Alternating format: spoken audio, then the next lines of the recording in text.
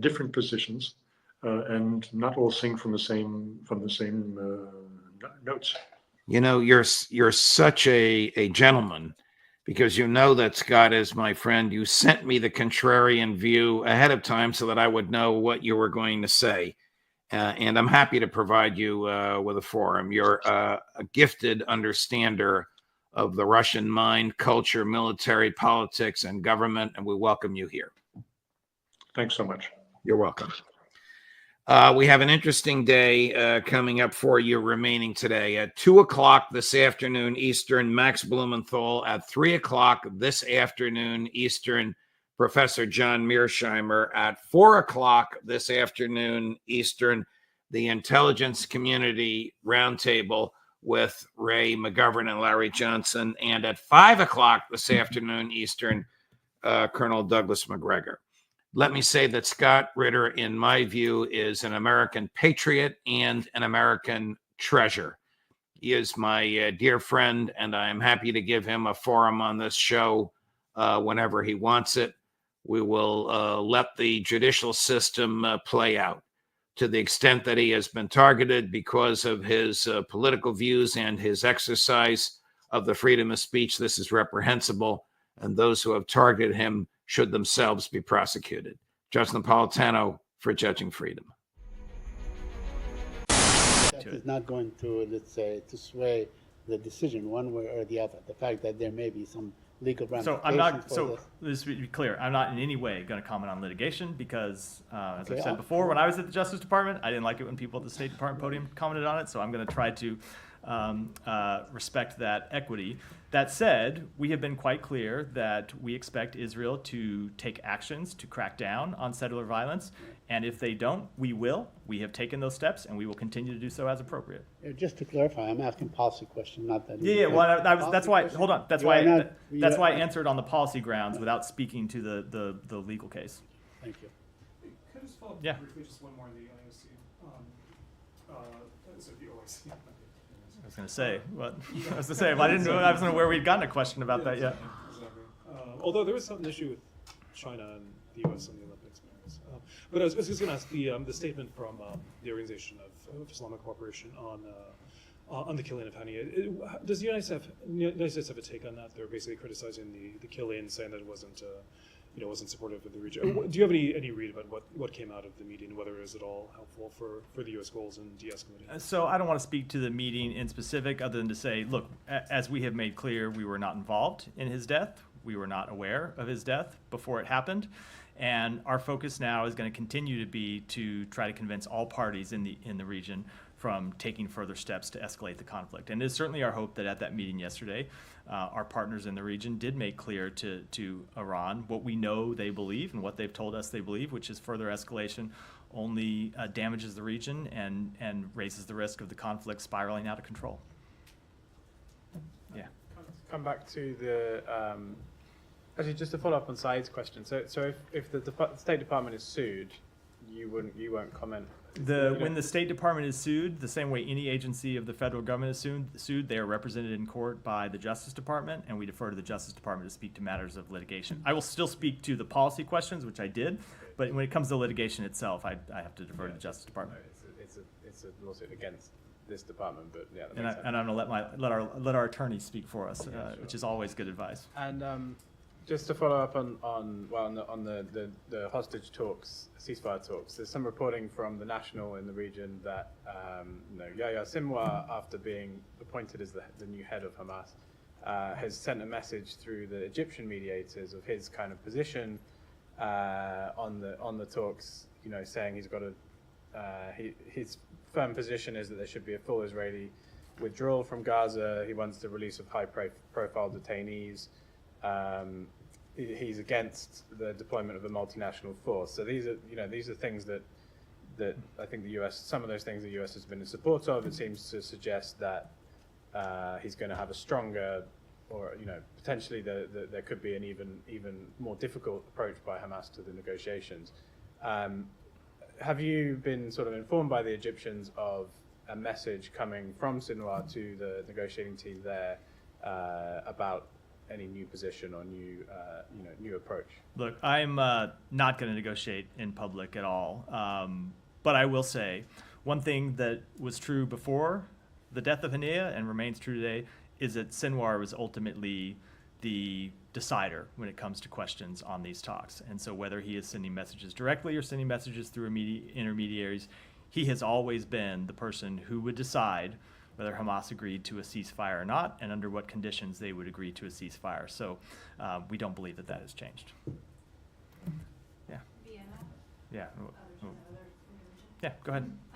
So on the Now, I mean, stated differently in big picture, how much damage has Netanyahu caused the country he claims to serve?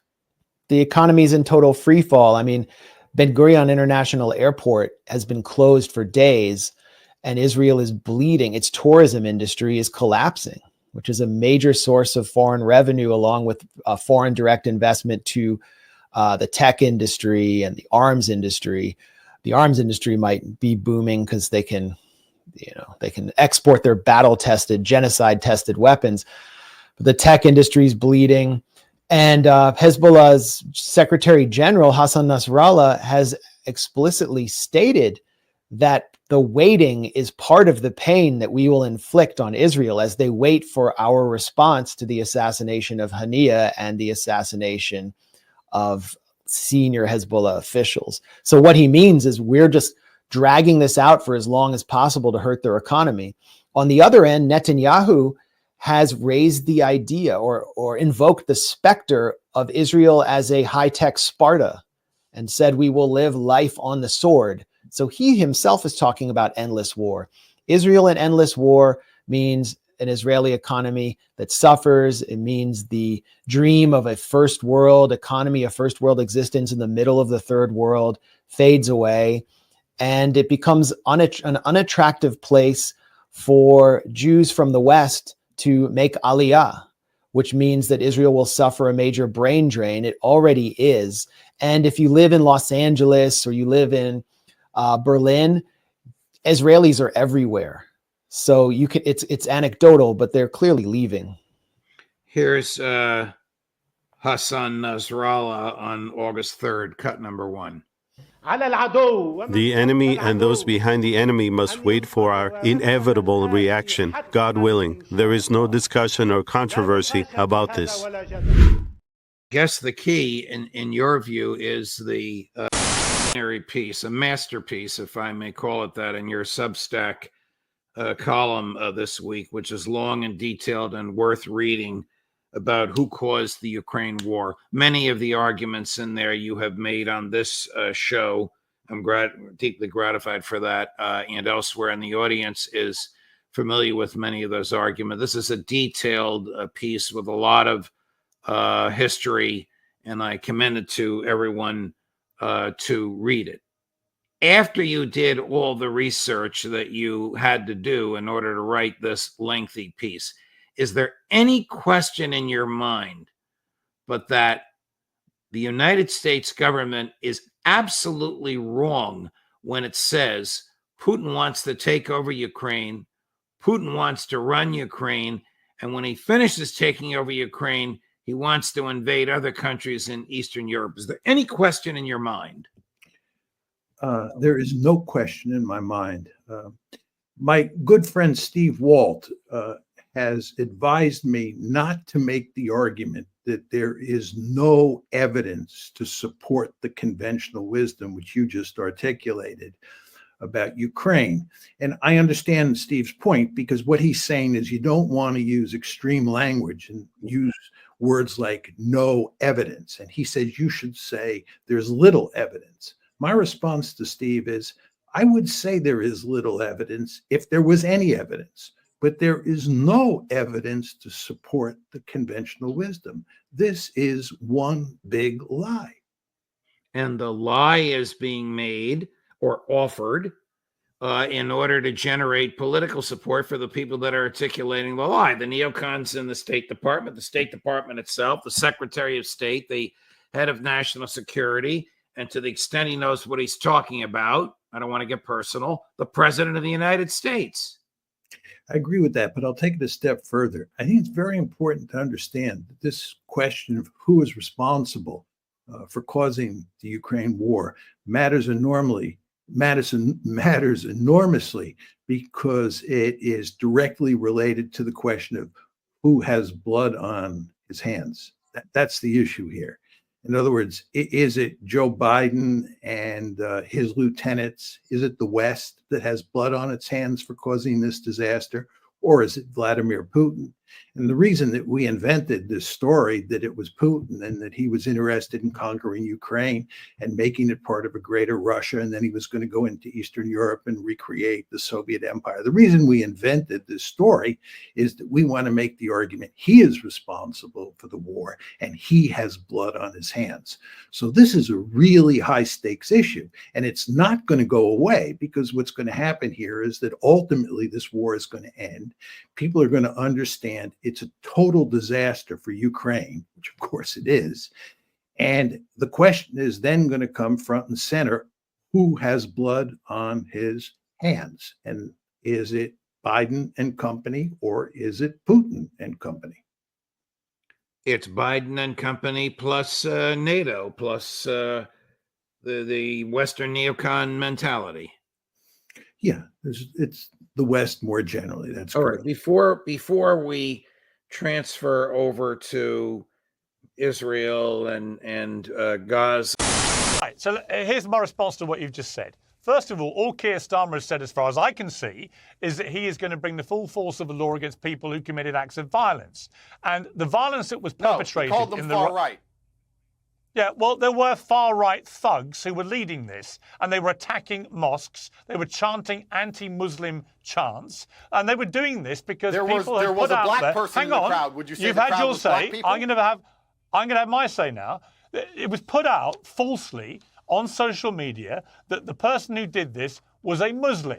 Not just a Muslim, but a Muslim who came in on one of the small boats, part of the very contentious, ongoing issue of the small boat. I'm not saying you did. I'm saying this is what was put out on social media in a series of false posts, which then went viral, right? So he was supposedly a Muslim. Not true. Supposedly came in on a small boat. Not true. Supposedly on an MI6 watch list as a potential terrorist. Not true. None of this was true.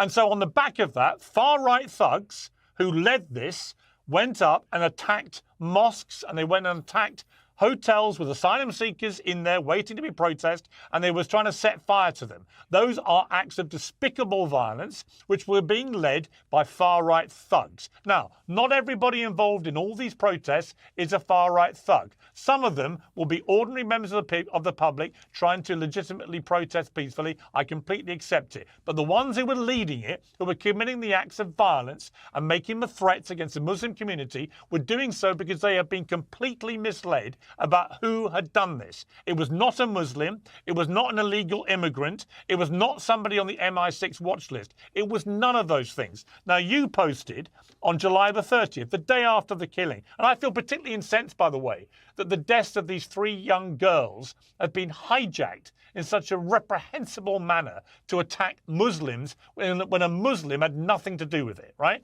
You put this on July the 30th, you posted a picture. Well, thank you very much. Appreciate your being here.